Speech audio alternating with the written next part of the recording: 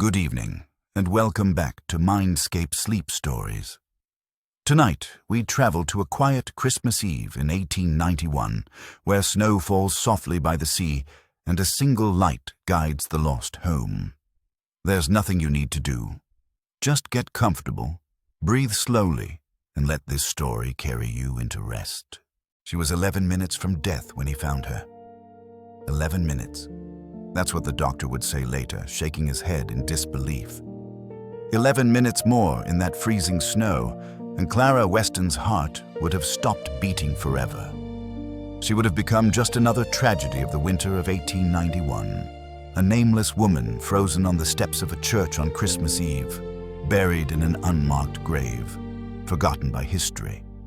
But she wasn't forgotten, because a lighthouse keeper named Thomas Ashworth walked out of that church at exactly the right moment, looked across the snow-covered square, and saw something that would change both their lives forever. What happened next would become the most beloved love story on the coast of Maine, a tale of scandal and redemption, of courage in the face of impossible odds, of two broken souls who found in each other the strength to become whole again. Their love would build schools, save lives, and inspire generations. Their names would be carved in bronze and whispered in prayers. But on that Christmas Eve, none of that had happened yet.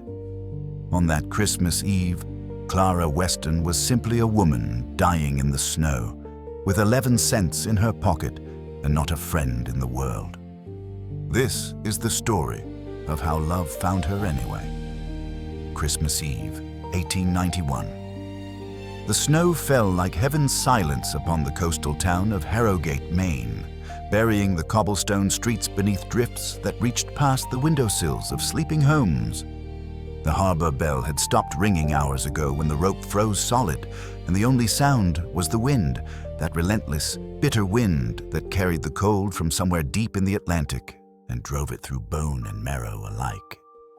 At the steps of St. Catherine's Church, a woman knelt in the snow, her gloved hands pressed together, not in prayer, but in a desperate attempt to keep her fingers from going numb. Her name was Clara Weston, and she had been sitting there for nearly 3 hours, watching the candles flicker in the church windows as families gathered inside for midnight mass. She could hear their voices, muffled through the thick oak doors, the opening hymn of "O Come All Ye Faithful," and each note felt like a small knife turning in her chest. 27 years old, a trained teacher with letters of recommendation from 2 prestigious academies, a woman who had once supervised the education of the daughters of Boston's finest families. And now, she sat in the snow on Christmas Eve with 11 cents in her pocket, no place to sleep, and a reputation so thoroughly destroyed that not a single door in this town, or any town within 500 miles, would open to receive her. The wind shifted, driving ice crystals into her face like tiny needles. Clara closed her eyes and tried to remember what warmth felt like. It had been warm in the Whitmore mansion, where she had served as governess for 3 years. Warm by the fire in the nursery, where little Catherine and Elizabeth would sit at her feet while she read to them from Shakespeare and Dickens. Warm in the library, where she had spent her evenings studying, believing that knowledge and hard work would be enough to build a respectable life. But that warmth had been an illusion, as fragile as frost on glass. She still remembered the night it had all come apart. December 1st, just 3 weeks ago. Mrs. Whitmore had gone to bed early with a headache, and Clara had been in the library, grading the girls' compositions. She hadn't heard Mr. Whitmore come in, hadn't known he was there until she felt his hand on her shoulder, his breath hot against her neck, thick with whiskey. What happened next was a blur of struggling, of pushing him away, of his surprised shout as he stumbled backward and struck his head on the corner of the desk. The blood. There had been so much blood, but he was alive, more than alive. He was furious. By morning, Clara had been dismissed. By evening, the story had spread through Boston society like fire through dry timber. But it wasn't the true story. In the version the Whitmores told, Clara had thrown herself at Mr. Whitmore, had tried to seduce him, and when he rejected her advances, she had attacked him in a jealous rage. A dangerous woman, they said, unhinged, immoral. Her letters of recommendation suddenly meant nothing. The families who had once considered hiring her now wouldn't even allow her name to be spoken in their homes. The teaching academies that had praised her work sent formal letters informing her that her services would no longer be required. Her landlady, terrified of the scandal, had given her 2 days to vacate her room. Clara had taken a train north, then another, spending her dwindling savings on tickets to nowhere, searching for any town small enough that the Whitmore name might not have reached it yet. But the Whitmores had connections everywhere. Their wealth extended like a spider's web across New England, and everywhere Clara went, she found doors closing in her face. Harrogate was supposed to be her last hope, a small fishing village on the coast of Maine, far from Boston society, far from the reach of wealthy families and their vicious gossip. But when she'd arrived that morning and inquired about teaching positions at the local schoolhouse, she had seen the postmaster's wife whisper something to the schoolmaster, and the schoolmaster's face had changed from welcoming to cold in an instant. "I'm sorry, miss," he had said, not meeting her eyes. "We have no positions available." That was 12 hours ago. Since then, Clara had walked from one end of Harrogate to the other, knocked on every door that might have offered shelter, and received the same response each time. Some people were kind about it, their eyes filled with pity. Others were cruel, their words sharp with judgment. But the result was always the same. No room, no work, no hope. Now it was nearly midnight on Christmas Eve, and Clara had nowhere left to go.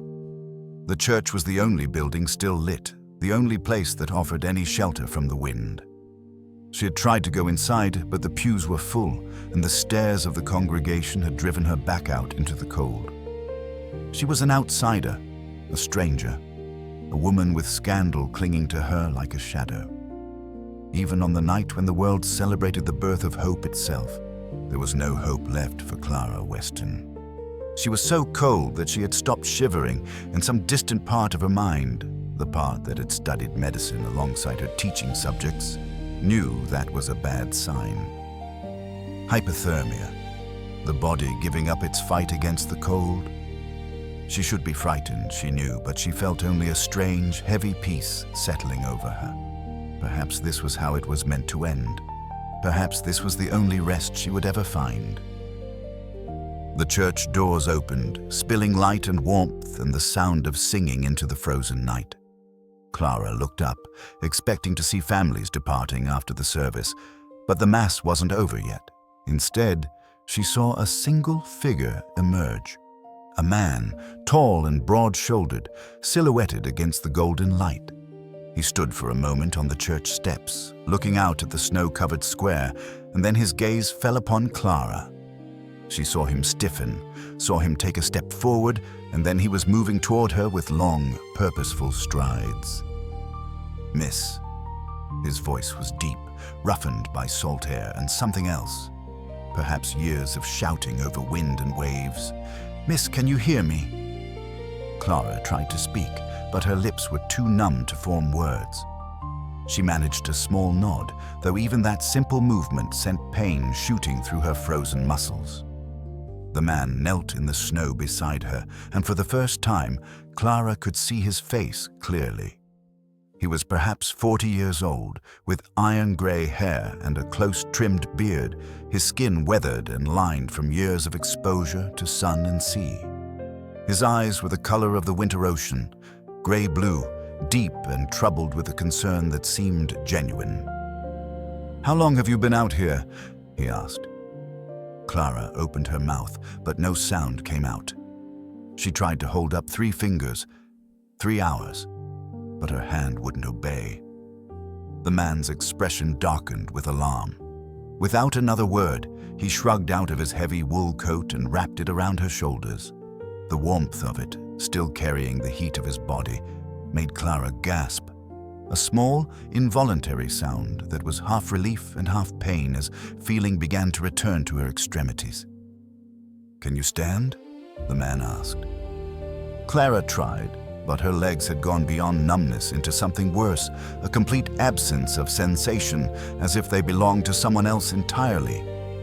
She shook her head, tears of frustration and cold pricking at her eyes. The man didn't hesitate. He gathered Clara into his arms as easily as if she were a child, lifting her from the snow with a strength that spoke of years of physical labor. She found herself pressed against his chest, her head resting against his shoulder, her frozen body beginning to tremble as it finally acknowledged the cold it had been enduring. "My name is Thomas Ashworth," the man said, his voice low and steady near her ear. "I'm the lighthouse keeper at Widow's Point. I'm going to take you somewhere warm, and we're going to get you thawed out. Do you understand?" Clara nodded, though she understood very little beyond the fact that she was no longer alone, that someone had seen her, that someone had cared enough to stop. Thomas Ashworth carried her through the snow-covered streets of Harrogate, past the darkened shops and silent homes, toward a wagon hitched to a sturdy draft horse at the edge of the square. A young man was waiting beside the wagon, a boy, really, no more than 16, and his eyes widened when he saw what Thomas was carrying. "Father, who?" "A woman from the church steps," Thomas said. "She's half frozen. We need to get her back to the lighthouse." The boy, Daniel, Thomas called him, helped arrange blankets in the back of the wagon, creating a nest of wool and canvas that Thomas gently lowered Clara into. Then Thomas climbed up beside her, pulling the blankets around them both, and Daniel took the reins and urged the horse forward into the storm. The journey to Widow's Point took nearly an hour, though Clara would remember almost none of it. She drifted in and out of consciousness, aware only of the warmth slowly returning to her limbs, of Thomas's arm around her shoulders keeping her steady, of the sound of hooves crunching through snow and the wind howling across the open marshland. At some point, she heard Daniel's voice calling out, and then there was light, the great rotating beam of the lighthouse sweeping across the sky, and the sound of a door opening, and then warmth, real warmth, rushing over her like a wave. Thomas carried her into a small parlor with a fire blazing in the hearth. A young woman was there, Thomas's daughter, Clara would later learn, a girl of 19 named Margaret, and she took one look at Clara's blue-tinged skin and began issuing orders with the confidence of someone who had dealt with cold water rescues before. "Daniel, more wood for the fire. Father, bring her closer to the hearth." "Not too close. We need to warm her slowly. I'll make hot broth." Clara was settled into a chair by the fire, and Margaret knelt beside her, carefully removing her frozen shoes and stockings. Clara wanted to protest, wanted to apologize for the trouble, but her voice still wouldn't come, and all she could do was sit there and accept this family's kindness. Over the next hour, feeling returned to Clara's body in stages. First tingling, then burning, then finally true sensation. Margaret wrapped her feet in warm cloths and gave her sips of hot broth, and Danielle kept the fire blazing while Thomas watched from across the room, his grey-blue eyes never leaving Clara's face. When Clara finally found her voice, the first thing she said was, "Thank you." Thomas nodded, his expression unreadable. "You're safe now, Miss Weston," Clara said. "Clara Weston." "Miss Weston." Thomas pulled a chair closer to the fire and sat down, his elbows on his knees, his hands clasped together. "What were you doing on the church steps in a blizzard on Christmas Eve?" It was a simple question, and Clara knew she owed this man an answer. But the answer was so complicated, so filled with shame and injustice, that she didn't know where to begin.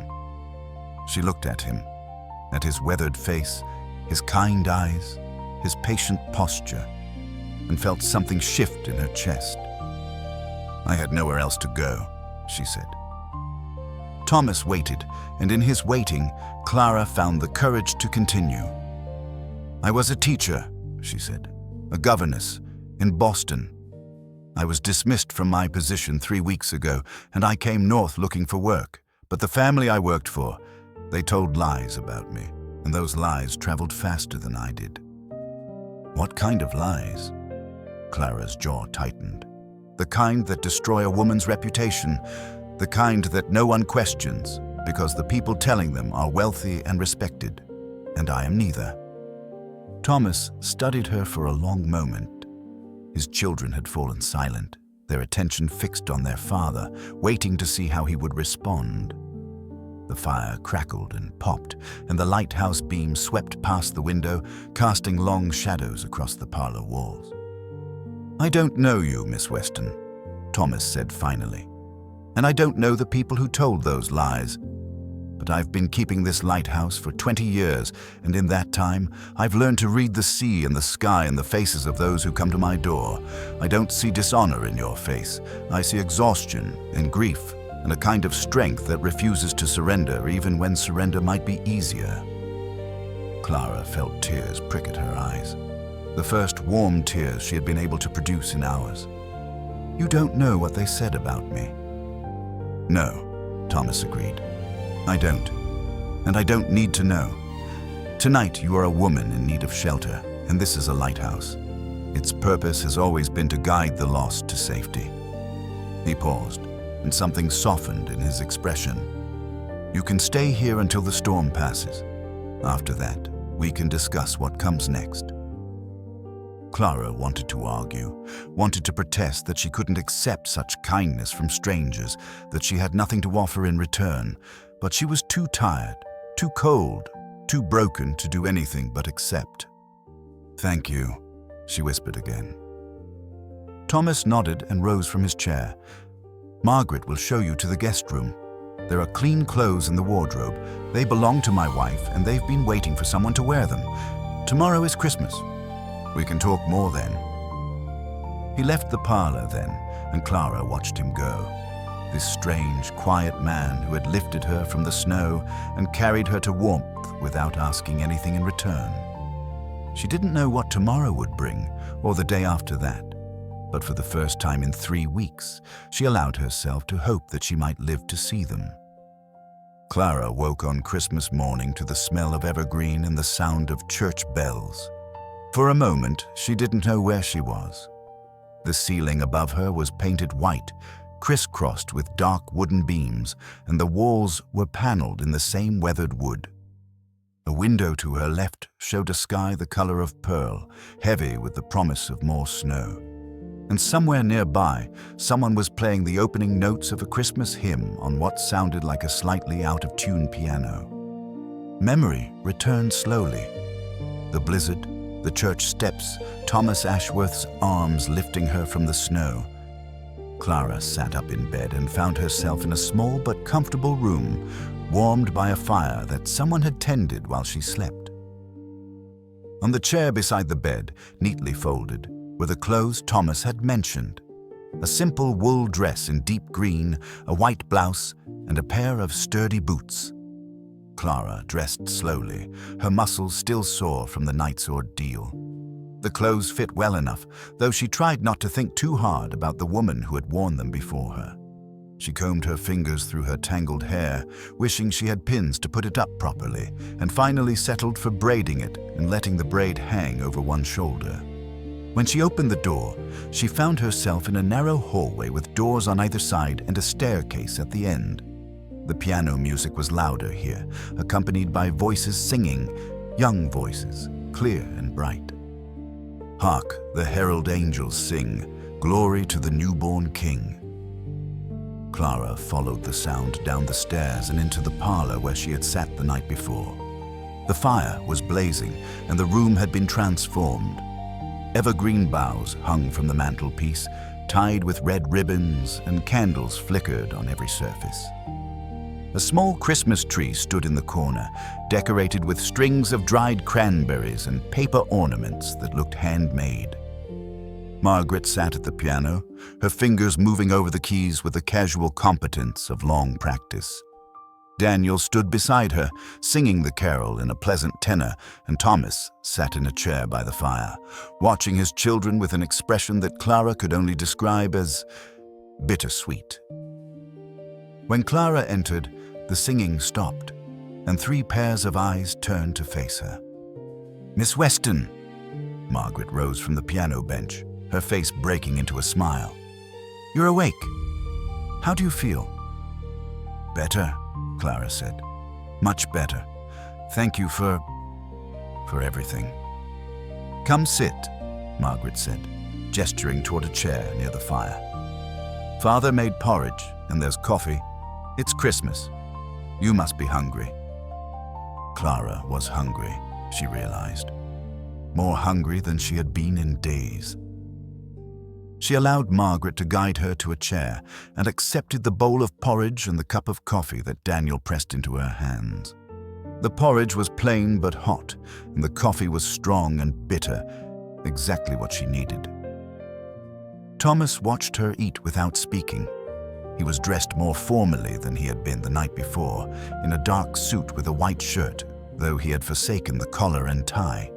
His grey-blue eyes were thoughtful, assessing, and Clara found herself unable to meet his gaze for long. "The storm has passed," Thomas said finally. "The road to town will be cleared by noon, if you want to leave." Clara set down her spoon, her appetite suddenly gone. "I appreciate your hospitality, Mr. Ashworth, but I don't want to impose any longer than necessary." "That's not what I meant." Thomas's voice was gentle but firm. "I meant that the choice is yours. You can leave today, or you can stay until you've figured out where you want to go. There's no hurry." "Father." Margaret's voice held a note of hesitation. "May I speak?" Thomas nodded. "Miss Weston said last night that she was a teacher," Margaret said, her words tumbling out in a rush. "A governess. Father, you know how badly the town needs a teacher. The schoolhouse has been closed for 6 months because Mrs. Patterson retired, and no one's been able to replace her. The children are falling behind, and some of the families are talking about sending their children away to board in Portland." "Margaret," Thomas began. "I know what the gossip might say," Margaret continued. "I know people might talk, but you always told us to judge people by their actions, not by what others say about them.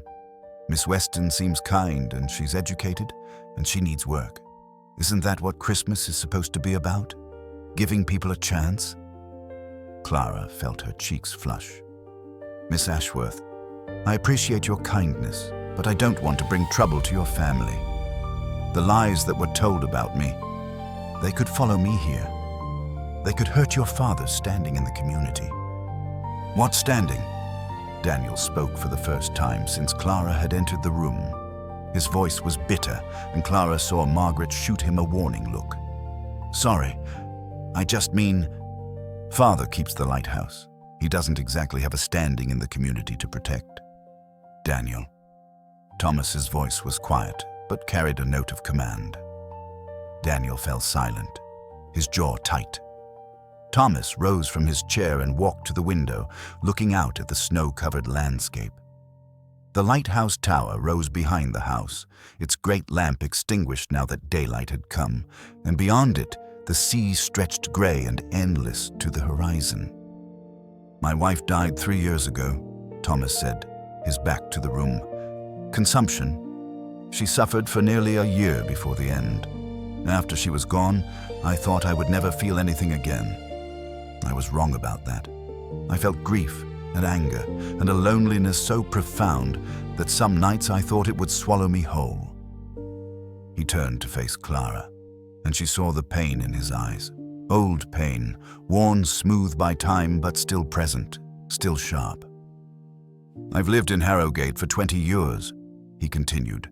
"I've kept the lighthouse through storms that should have killed me, saved fishermen from drowning, pulled bodies from the water when there was nothing else to be done. I've given this town everything I have. And in return, when my wife was dying, do you know how many people came to offer comfort?" He held up one hand, fingers spread. 5.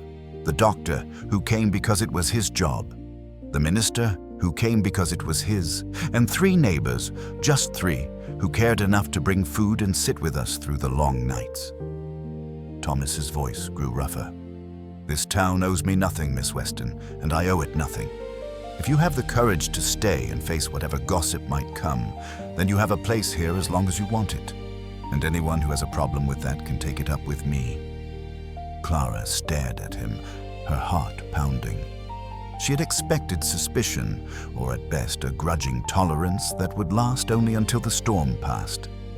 She had not expected this fierce, quiet declaration of solidarity from a man who barely knew her. "Why?" she asked. "Why would you do this for a stranger?" Thomas's expression softened. "Because last night, when I saw you on those church steps, I saw my wife. Not her face, her spirit. That determination to keep going, to survive, even when everything seems hopeless. My wife had that same spirit. It's what made me fall in love with her, and it's what I saw in you." He paused, and his voice dropped to almost a whisper. "I couldn't save her, Miss Weston. I watched her fade away, day by day, and there was nothing I could do. But I can help you, if you'll let me." Clara felt tears sliding down her cheeks, hot against her cold skin. She didn't try to stop them. "I don't know what to say." "Say you'll stay," Margaret said, coming to stand beside her father. "At least for a little while. At least until you've had time to rest and decide what you want to do." Clara looked at the three faces before her, Thomas, Margaret, Daniel, and saw in each of them a different kind of hope. Margaret's was bright and eager, the hope of youth.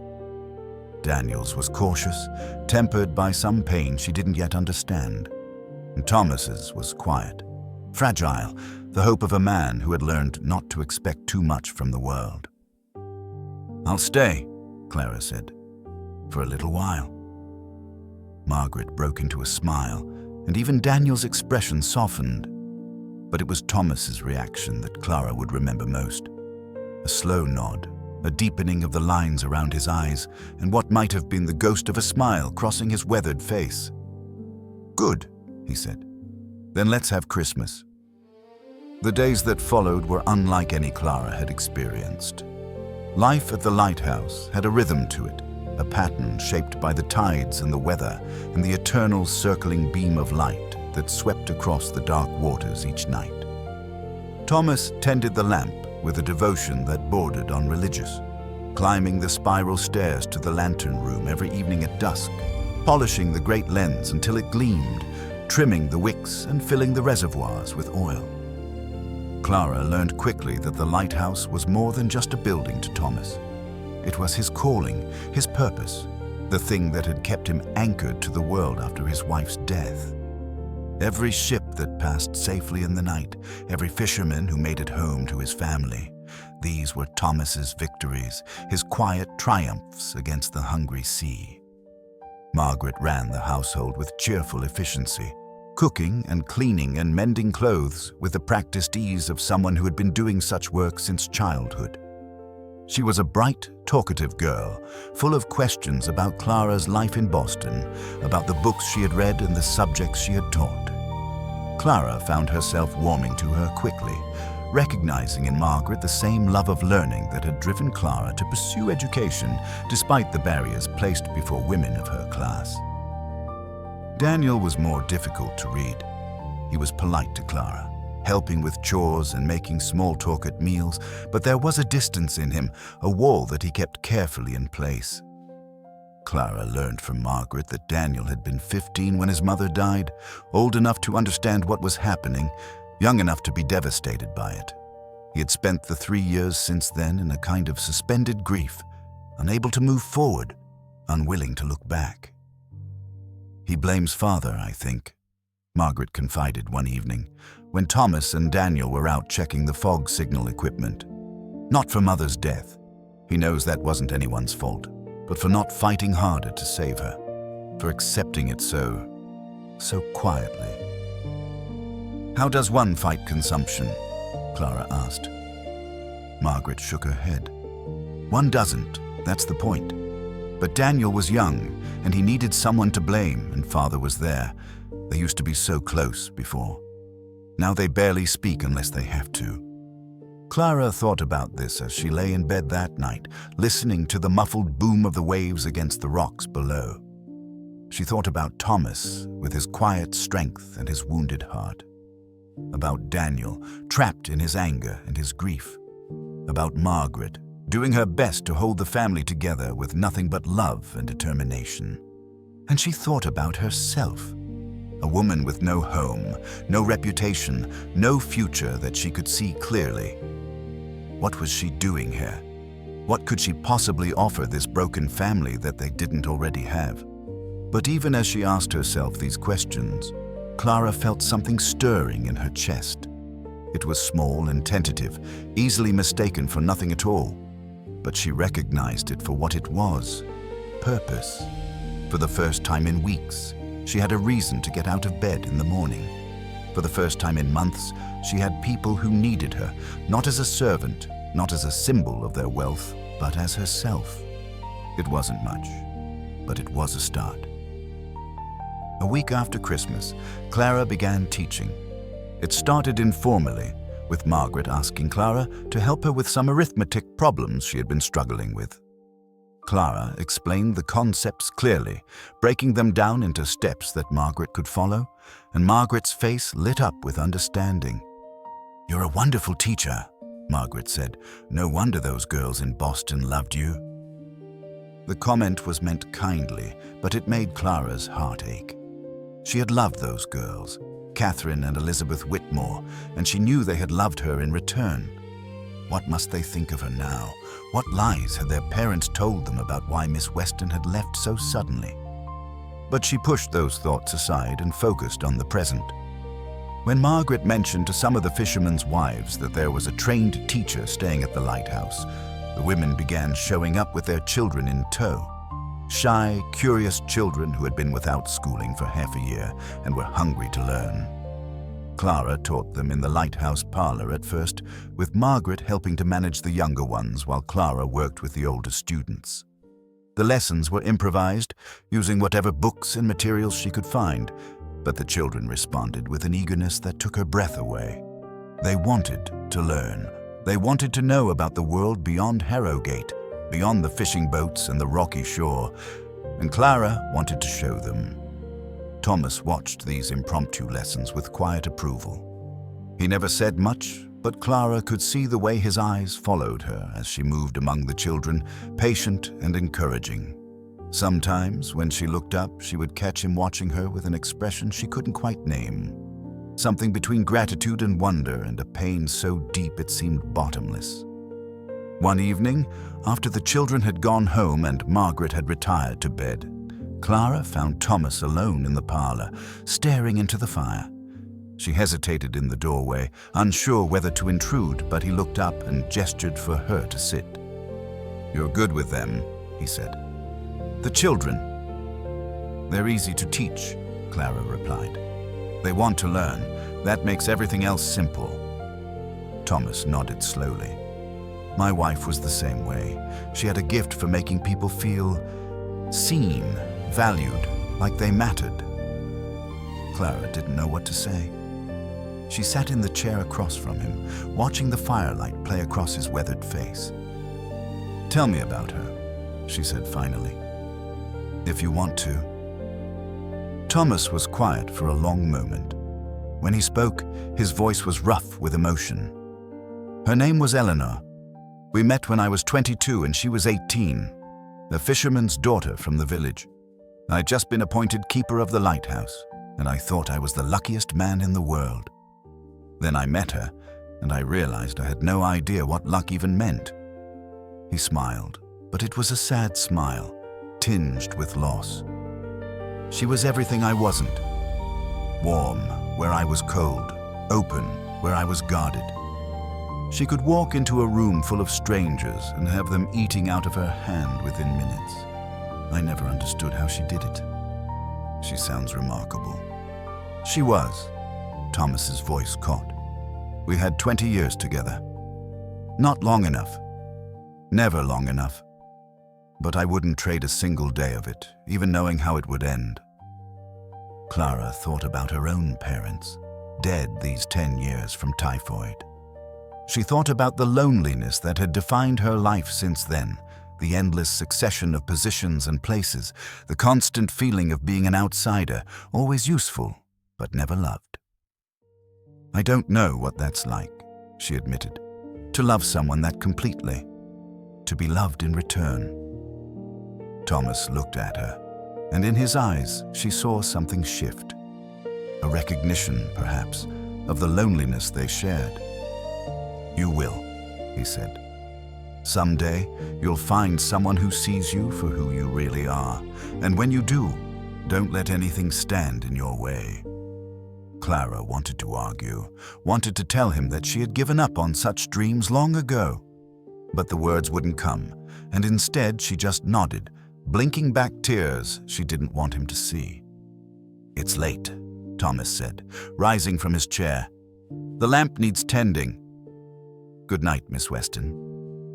"Clara," she said. "Please, call me Clara." Thomas paused in the doorway, his back to her. "Clara," he repeated, and there was something in the way he said it. Something soft, something careful, that made her heart skip a beat.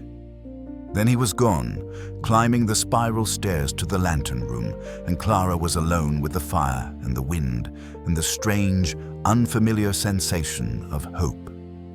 January came hard and cold to the coast of Maine. The ice formed thick on the windows of the lighthouse, and the wind howled like a living thing, rattling the doors and snuffing out candles. Thomas spent long hours in the lantern room, keeping the lamp burning against the darkness, while Clara continued her lessons in the parlor below. Word of the informal school had spread through Harrogate, and now Clara had nearly 20 students, children from fishing families, from farming families, from the few merchants who made their living in the village. She taught them reading and writing, arithmetic and history, and watched with quiet pride as they began to flourish. But word of Clara herself had spread too, and not all of it was kind. The first hint came in the form of a letter, delivered to the lighthouse by a nervous-looking postal clerk. It was addressed to Thomas, and when he opened it, his face went pale. "What is it?" Clara asked. Thomas handed her the letter without a word. It was written in a cramped, angry hand, and it began, "Mr. Ashworth, it has come to my attention that you are harboring a woman named Clara Weston, formerly a governess in the household of Mr. and Mrs. Reginald Whitmore of Boston. I must inform you that Miss Weston was dismissed from her position for conduct unbecoming a woman of her station." Clara didn't need to read the rest. She knew what it would say, the same lies, the same accusations, the same character assassination that had followed her from Boston. She folded the letter carefully and handed it back to Thomas. "I should leave," she said, her voice flat, "before this causes you any more trouble." "No." Thomas's voice was sharp, fiercer than she had ever heard it. "No, you will not leave. Not because of this." "Mr. Ashworth?" "Thomas." He stepped closer, close enough that she could see the flecks of green in his gray-blue eyes. "You've been calling me Thomas in your head for weeks. I've seen the way you look at me when you think I'm not watching. So stop pretending and call me by my name." Clara's breath caught. "Thomas." "Better." His expression softened. "Clara, I don't care what some letter says. I don't care what Boston society thinks of you. I've watched you for 6 weeks now, and I know who you are. You're kind and patient and brave, and you love those children as if they were your own. That's the truth. Everything else is just noise." "The noise could ruin you," Clara said. "It could ruin your children. Is that a price you're willing to pay?" Thomas was quiet for a moment. Then he reached out and took her hand, gently, carefully, as if he were holding something precious. "Let me tell you a story," he said. "When I was a young man, I fell in love with a fisherman's daughter. My family was against the match. They thought I should marry someone with education, with breeding, with money. They told me I was throwing my life away on a woman who would never fit into proper society." He smiled, and Clara saw the ghost of the young man he had been. Passionate, defiant, sure of his heart. I married her anyway, and for 20 years she made me happier than I ever dreamed possible. When she died, I thought I would never feel that way again. I thought that part of me was gone forever. His grip on her hand tightened. I was wrong. Clara, I've been watching you too. I've seen the way you look at me when you think I'm not watching. And I felt something growing in my heart that I thought was dead. Something warm and bright and terrifying.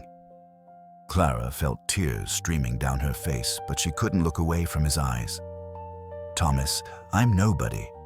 I have nothing to offer you except trouble and scandal. You're wrong. Thomas raised his free hand and brushed a tear from her cheek, his touch feather-light. You have yourself to offer, and that, Clara Weston, is more than enough. For a long moment, they stood there, hands clasped, eyes locked.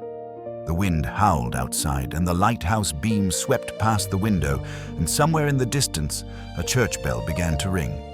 Then Thomas leaned forward and pressed his lips to hers, gentle, questioning, a kiss that asked permission rather than demanded it.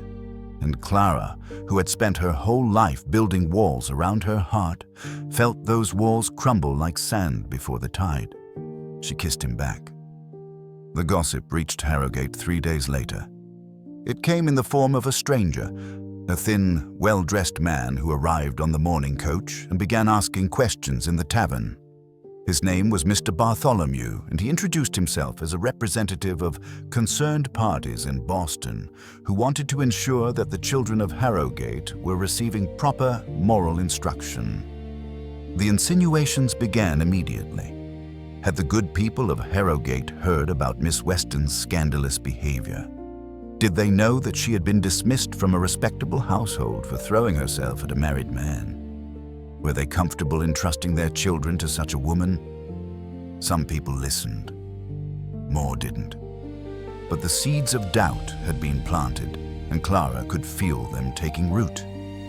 She was in the lighthouse parlor, teaching a lesson on geography, when the door burst open and a woman rushed in. Mrs. Callahan, the fishmonger's wife, whose daughter Mary was one of Clara's brightest students. Miss Weston, Mrs. Callahan gasped, breathless from running. You need to come quickly. There's been an accident. A ship ran aground on the rocks near Miller's Point.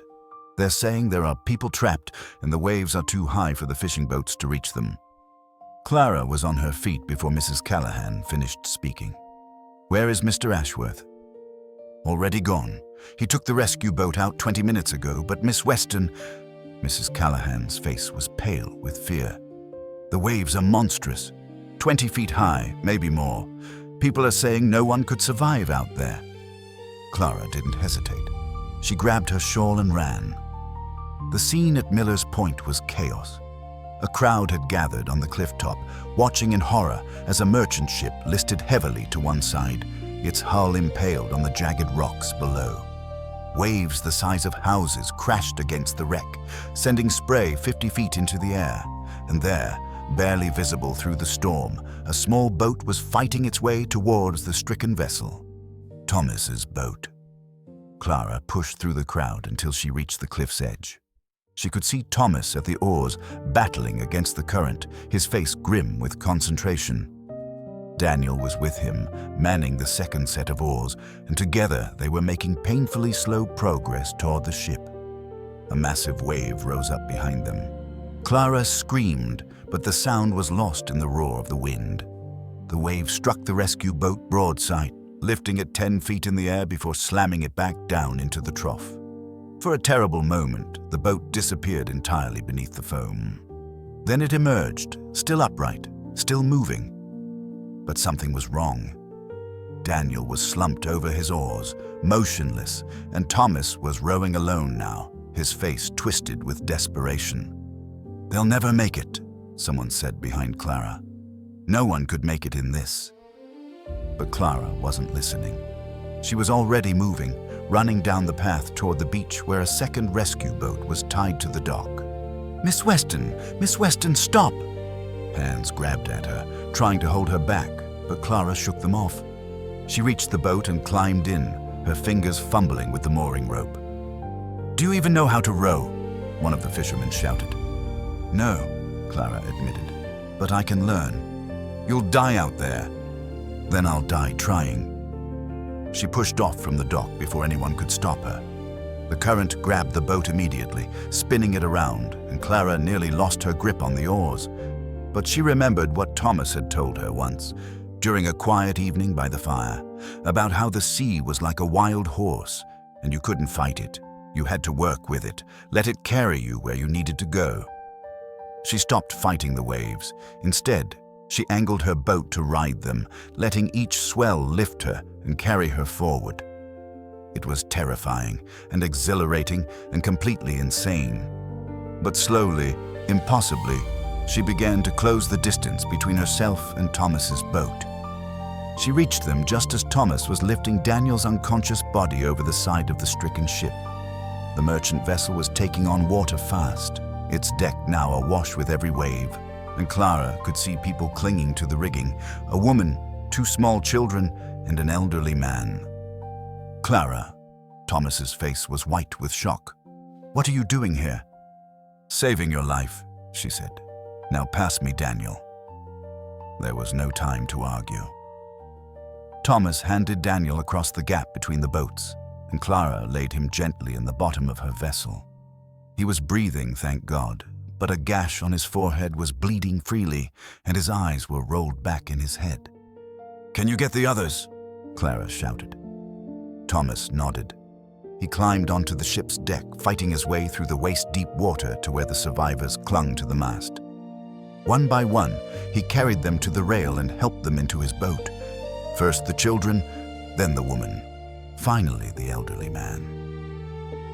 The ship groaned, a terrible sound of rending metal, and tilted another 15 degrees. They had minutes, maybe less, before it went under completely. "Thomas, we have to go, now!" He was already climbing into his boat, already reaching for the oars, but the woman was screaming, pointing back at the ship, and Clara saw what she was pointing at, a figure barely visible through the spray, trapped beneath a fallen beam near the stern. "My husband," the woman screamed. "Please, you have to save my husband." Thomas looked at Clara across the churning water. His face was gray with exhaustion, his arms trembling from the effort of rowing, but in his eyes, Clara saw the same determination she had seen on Christmas Eve when he had lifted her from the church steps. A refusal to give up, to let the darkness win. "Get them to shore," he said. "I'll get the husband." "Thomas, no!" But he was already gone, diving into the water, swimming toward the sinking ship with powerful strokes. Clara watched him disappear into the foam and felt her heart seize with terror. She couldn't wait. The children in Thomas's boat were crying, and Daniel was still unconscious, and the elderly man looked like he might pass out at any moment.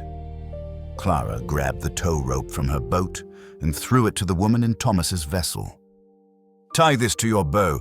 We're going to shore together." The woman obeyed with shaking hands. Clara took up the oars and began to row, dragging both boats through the heaving waves toward the distant beach.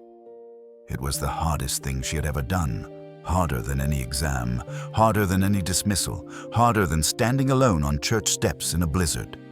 Every muscle in her body screamed in protest, but she kept rowing, kept pulling, kept fighting. When the boats finally scraped against the sand, a dozen hands were there to help pull them in. The woman and children were lifted to safety, the elderly man was carried to a waiting wagon, and someone pressed a blanket around Clara's shoulders that she didn't remember accepting.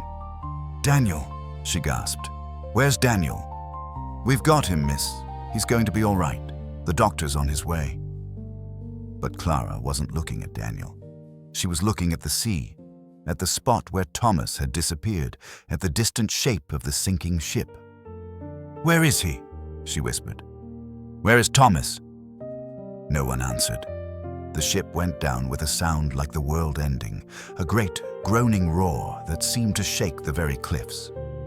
Clara watched it slip beneath the waves, and something inside her broke. "No," she said. "No, no, no." She tried to run back toward the water, but hands held her back, strong arms wrapped around her, voices shouting things she couldn't hear through the roaring in her ears. Thomas was gone. He had gone back to save a stranger, and now he was gone, and Clara had never told him. Miss Weston, look!" Someone was pointing at the water. Clara forced herself to look, expecting to see nothing but foam and debris. Instead, she saw two figures emerging from the waves.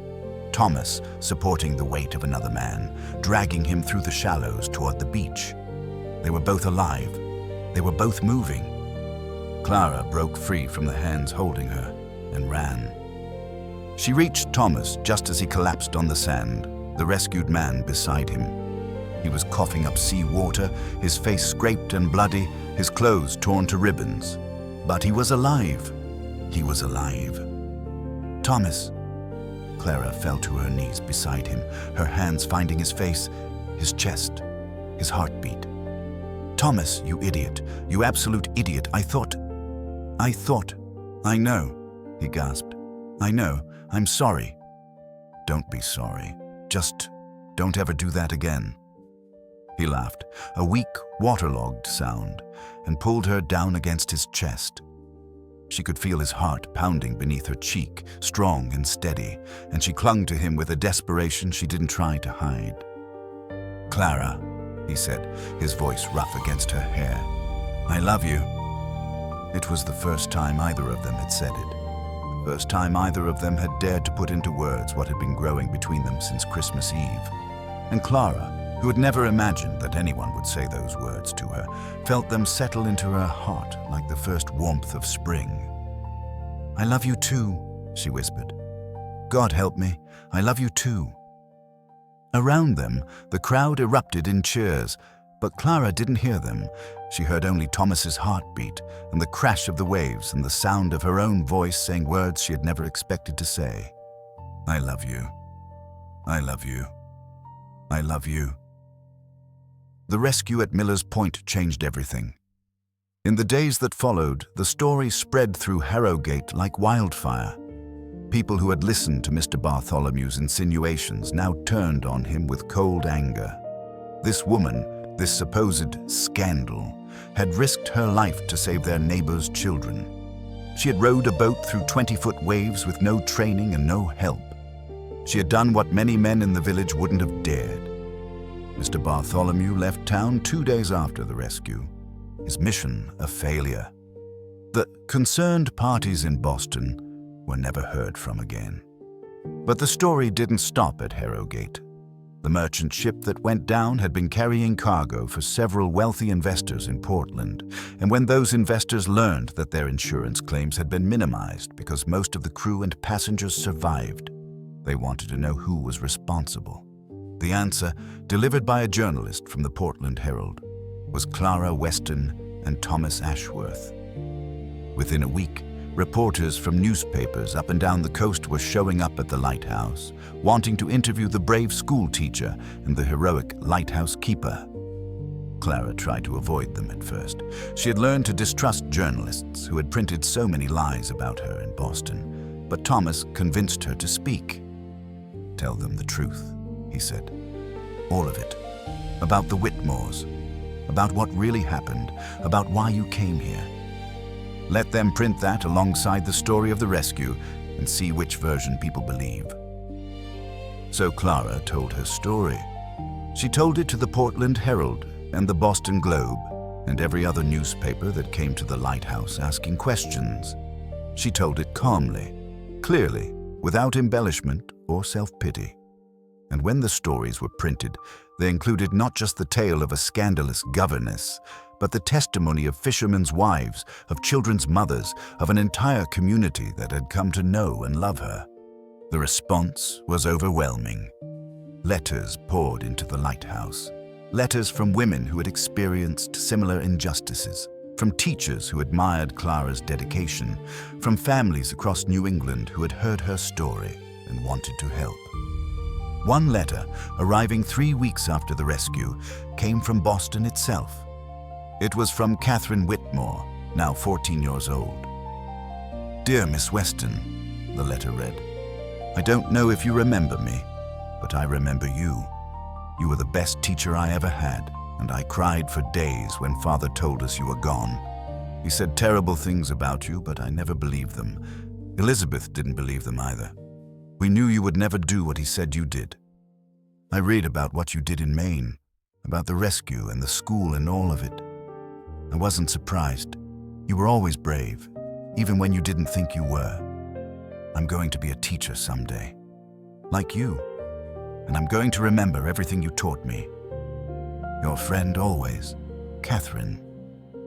Clara read the letter 3 times, tears streaming down her face.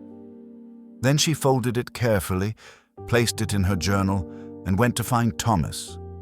He was in the lantern room, polishing the great lens as he did every afternoon. When he saw her face, he set down his cloth and opened his arms, and she walked into them without hesitation. "Good news or bad?" he asked. "Good," she said. "The best." She showed him the letter, and he read it with a smile that started small and grew until it transformed his whole face. "You see," he said, "the truth always comes out eventually. Sometimes it just needs a little help." Clara leaned against him, feeling his arms tighten around her, and thought about all the nights she had spent on that train, fleeing from city to city, believing that her reputation was destroyed forever. She had been wrong. Not because the lies had stopped being told, they would probably never stop entirely, but because she had found people who cared more about who she was than what she was accused of being. She had found a home, she had found a family, she had found love, and none of it would have happened if Thomas Ashworth hadn't looked through a blizzard on Christmas Eve and seen a woman freezing on church steps. Thomas proposed on Valentine's Day. It was an unusually mild evening for February, the sky clear and brilliant with stars. Thomas had asked Clara to walk with him to the top of the Lighthouse tower, something she had never done before, despite living there for nearly 2 months. The climb was longer than she expected, a spiral staircase of 127 steps that left her breathless by the time she reached the top. But when she stepped out onto the narrow gallery that encircled the lantern room, the view took what remained of her breath away. The sea stretched before her in every direction, silver and black beneath the moon. She could see the lights of Harrogate to the south, the dark shapes of the islands to the east, and above it all, the great beam of the lighthouse sweeping across the water in its eternal protective arc. "It's beautiful," she whispered. "It is," Thomas agreed. But he wasn't looking at the view. He was looking at her. Clara turned to face him and found him on one knee before her, a small box in his hand. "Clara Weston," he said, his voice steady despite the trembling of his hands. "I've lived in this lighthouse for 20 years. I've spent thousands of nights watching that beam sweep across the water, guiding ships to safety. But until you came, I never understood what it felt like to be the ship, lost and broken and searching for something to guide me home." He opened the box. Inside, nestled against black velvet, was a ring, not a diamond, but a pearl, luminous and perfect, set in a band of silver. "This was my mother's ring," Thomas said. "She gave it to me before she died and told me to give it to the woman I loved. I thought I had when I married Eleanor, but Eleanor insisted I keep it, that I would know when the time was right." He looked up at Clara, and she saw tears glinting in his gray-blue eyes. "The time is right, Clara. You are the woman I love. You are the lighthouse that guided me home. Will you marry me?" Clara thought about all the reasons she should say no. She had known this man for less than 3 months. She had no money, no standing, no family to offer in return. She was a woman with a scandal attached to her name, and by marrying her, Thomas would be binding himself to that scandal forever. But none of those reasons mattered, not when she looked into his eyes and saw her own heart reflected back at her. "Yes," she said. "Yes, Thomas. 1,000 times, yes." He slid the ring onto her finger, and then he was standing, pulling her into his arms, kissing her with a passion that made her knees weak and her heart sore. When they finally broke apart, breathless and laughing, Clara looked out at the sea and felt something settle into place inside her. a rightness, a certainty, a peace she had never known before. "When?" she asked. "When can we be married?" "Tomorrow, if you want," Thomas said. "I've already spoken to the minister. He's waiting for your answer." Clara laughed, a sound of pure joy. "You were that confident I would say yes?" "No," Thomas admitted. "I was that terrified you would say no, and I wanted to have everything ready in case you didn't." She kissed him again, softer this time, a promise of all the kisses to come. "I'm not going anywhere," she said. "Not ever again." They were married on February 15th, 1892, in the same church where Clara had sat freezing on the steps 8 weeks before. The ceremony was small, attended by the Ashworth children, a handful of close friends, and what seemed like half the population of Harrogate.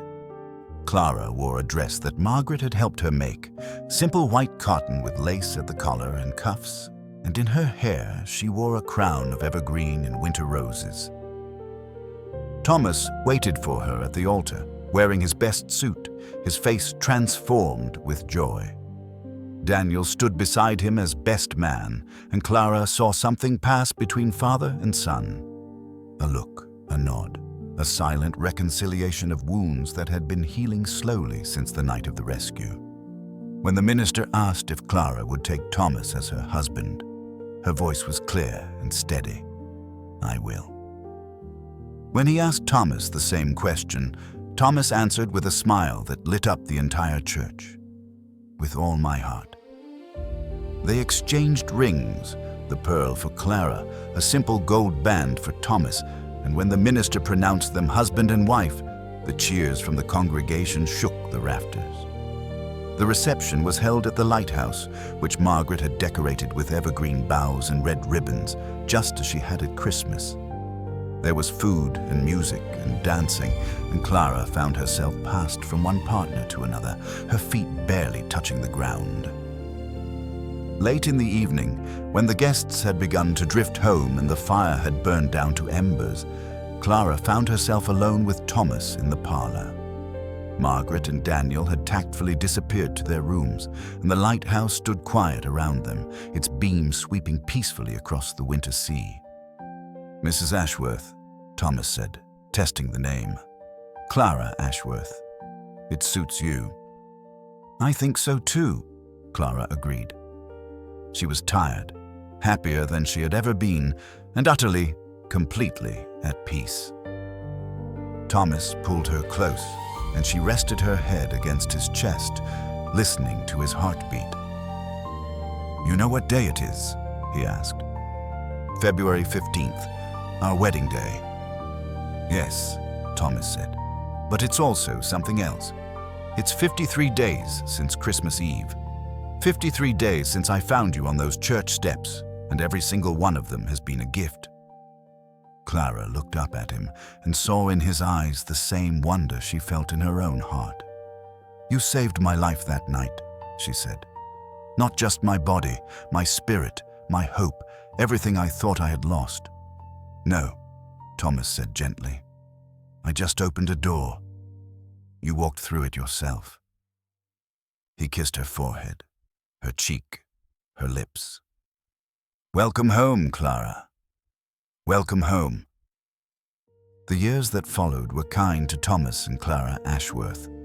They built a life together at the Lighthouse, raising Margaret and Daniel and, eventually, 3 children of their own, twin girls born in 1894, and a son who arrived 2 years later. The Lighthouse became known throughout the region not just as a beacon for ships, but as a beacon for the community, a place where anyone in need could find shelter, comfort, and help. Clara's informal school grew into something more permanent. In 1895, with funding raised from the grateful families she had served and the investors whose cargo she had helped save, she established the Harrogate Academy for young women, a school that offered education to girls regardless of their family's wealth or standing. The academy drew students from all over New England, and within a decade, it had become one of the most respected institutions in Maine. But Clara never forgot where she came from or the prejudice that had nearly destroyed her. Every year, on the anniversary of her arrival in Harrogate, she gave a speech to the Academy students about the importance of truth, of courage, and of never giving up hope even when the world seemed determined to crush it. "I was once a woman with nothing," she would tell them. "No home, no family, no future I could see. But I had one thing that no one could take from me. My knowledge of who I was, of what I was capable of what I deserved. Hold on to that knowledge, girls. It will carry you through storms that nothing else can weather." Thomas continued to tend the lighthouse until the day he died, though in his later years, he had plenty of help. Daniel, who had reconciled fully with his father after the rescue at Miller's Point, took over many of the daily duties, and when Thomas finally retired in 1912, Daniel became the official keeper. The lighthouse stayed in the Ashworth family for 3 generations until it was finally automated in 1952. The rescue at Miller's Point became legend, told and retold around firesides and in schoolhouses throughout Maine. In 1901, a sculptor was commissioned to create a memorial to the event, a bronze statue of a woman at the oars of a small boat, her face turned toward the sea, her expression one of fierce determination. The statue was placed on the cliff overlooking Miller's Point, where it stands to this day. The plaque at its base reads, "In memory of Clara Ashworth, who proved that courage is not the absence of fear, but the determination to act despite it. This monument is dedicated to all who brave the storm to save others." Thomas saw the statue unveiled, holding Clara's hand as the crowd cheered. He was 70 years old by then, his hair white and his step slower than it once had been, but his eyes were still that same gray blue, still filled with the same love he had carried for her since Christmas Eve, 1891. "It doesn't look quite like you," he said, studying the bronze face. "The sculptor made you too serious." Clara laughed. "I was serious that day. I thought I was going to die." "But you didn't." Thomas squeezed her hand. "You lived. You saved my son and those children and that family. And then you saved me." "We saved each other," Clara corrected. "That's what marriage is, Thomas. That's what love is." He kissed her, right there in front of the crowd, and she heard the cheers rise around them like a wave. Thomas Ashworth died on Christmas Eve, 1915, exactly 24 years after he had found Clara freezing on the steps of St. Catherine's Church. He passed peacefully in his sleep, with Clara holding his hand and their children gathered around his bed. His last words were the same words he had said to her on their wedding night. "Welcome home, Clara.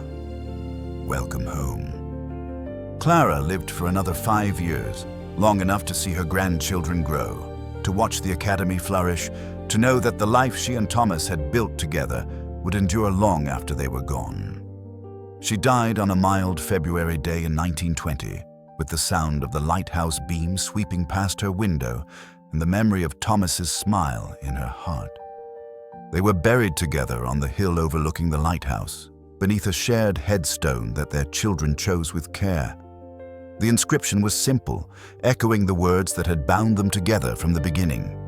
Thomas and Clara Ashworth. They found each other in the storm and built a home in the light, forever and always. Every year, on Christmas Eve, the people of Harrogate gather at St. Catherine's Church for midnight mass. And every year, after the final hymn has been sung and the candles have been extinguished, they walk together to the lighthouse on Widow's Point, where a single lamp still burns in the window, not for guidance now, but for remembrance. They stand in silence, watching the beam sweep across the winter sea, and they remember the story of the lighthouse keeper who found a freezing woman on the church steps and recognized in her the same lonely courage that had once saved him from despair. They remember Clara, who came to Harrogate with nothing but her intelligence and her determination and built a school that educated generations of young women. They remember Thomas, who kept the light burning through decades of storms and taught his children that the measure of a person was not their wealth or their standing, but their willingness to help others in need. And they remember Christmas, that first Christmas, when a blizzard brought two lost souls together and love was born in the most unlikely of places. The lighthouse still stands at Widow's Point, its white tower gleaming against the gray Maine sky. It's a museum now, visited by thousands each year who come to see where the famous love story began. They walk through the parlor where Clara taught her first lessons, climb the spiral stairs to the lantern room where Thomas proposed, stand on the gallery where two people pledged their lives to each other beneath a canopy of stars. And if they look closely, they can still see Clara's influence everywhere. In the academy that bears her name, in the hospital she helped establish, in the scholarship fund that has sent hundreds of young women to college, in the culture of welcome and compassion that defines Harrogate to this day. Her legacy is not just the things she built or the lives she saved. It is the example she set, the proof that one person, armed with nothing but courage and love, can change the world. In the graveyard on the hill, Thomas and Clara rest side by side, their headstone weathered now by more than a century of wind and rain. The inscription has faded with time, but the words are still legible, still powerful, still true forever and always. They found each other in the storm and built a home in the light. And every Christmas Eve, when the church bells ring at midnight and the snow falls softly on the sleeping town, it is said that you can see two figures walking hand in hand along the clifftop, their faces turned toward the beam of the lighthouse as it sweeps across the dark Atlantic. Some say it is just a trick of the light, a reflection of memories too strong to fade. But others know the truth. Love like theirs does not end with death. It endures, eternal and unchanging, a beacon for all who dare to believe that even the longest night will end, and that even the coldest heart can learn to love again. Thomas found Clara freezing on church steps on Christmas Eve, 1891. He lifted her from the snow. He carried her to warmth. He gave her a home, and in return, she gave him something far more precious. She gave him hope. That is the story of Thomas and Clara Ashworth, the lighthouse keeper and the teacher whose love made history and whose legacy still shines today. And that is the magic of Christmas, the reminder that even in our darkest moments, when hope seems lost and the cold seems endless, love can find us. Love can save us. Love can carry us home, forever and always. The end.